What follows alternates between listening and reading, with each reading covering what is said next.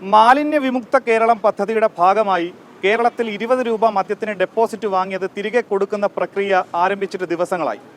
പരീക്ഷണാടിസ്ഥാനത്തിൽ തുടങ്ങിയ ആ നടപടി കേരളത്തിലെ 20 ഔട്ട്ലെറ്റുകളിൽ എങ്ങനെയാണ് പ്രവർത്തിക്കുന്നത് എന്ന് നമുക്ക് നോക്കാം.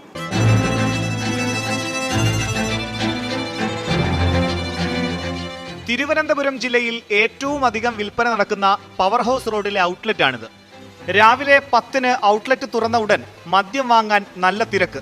20 രൂപ ഡെപ്പോസിറ്റ് നൽകി ലേബൽ ഒട്ടിച്ച മദ്യം വാങ്ങിപ്പോയവരിൽ ചിലർ നീരസം പ്രകടമാക്കി. വീട്ടിൽ ചെന്ന് കുടിക്കുന്നത് ഒളിച്ചിരുന്ന് കുടിക്കണം. അപ്പോൾ ഇത് ഇനി ചുവന്നുകൊണ്ട് ഇവിടെ വരെ നോക്കൂ. വല കായലിൻ്റെ സൈഡിൽ ചെന്നിരുന്ന് കുടിക്കുന്നിടത്ത് ഈ കുപ്പി ചുവന്നുകൊണ്ട് വീട്ടിൽ കൊണ്ട് വയ്ക്കാൻ നോക്കും. വല്ല ആറ്റും വെള്ളത്ത എവിടെയെങ്കിലും ചെന്ന് ഞാനും ആരെങ്കിലും 2 കൂട്ടുകാരനായിട്ടാണ് കഴിക്കുന്നത്. ഞാൻ ചോദിക്കുന്നത് സർക്കാർ ഒരു 10 രൂപ അങ്ങ് കൂട്ടി അങ്ങ് എടുക്കട്ടെ. പാവപ്പെട്ട മദ്യപാനികളുടെ കുടുംബം പട്ടിണിയിലോട്ടും ആത്മഹത്യയിലോട്ടുമാണ് നയിക്കുന്നത്. അതുകൊണ്ട് ഈ വർദ്ധിച്ച വില പിൻവലിക്കണമെന്നാണ് എനിക്കും ഈ മദ്യം ഉപയോഗിക്കുന്നവർക്കും പറയാനുള്ള. ഈ കുപ്പിയും നമ്മൾ ചുമന്ന് ഇവിടെ കൊണ്ടുവരണം. എന്ത് പാട്. ഞാൻ ആറ്റുകാലിയിൽ നിന്നാണ് വരുന്നത്. അതുകൊണ്ട് ഈ വില വർധന കുറക്കണം. ഈ കുപ്പി തിരിച്ചു കൊണ്ടുവരുന്ന ഈ സംവിധാനവും നിർത്തണം സർക്കാർ. ചിലർ ഔട്ട്ലെറ്റിന് സമീപത്ത് തന്നെ മദ്യക്കുപ്പി പൊട്ടിച്ചകത്താക്കി.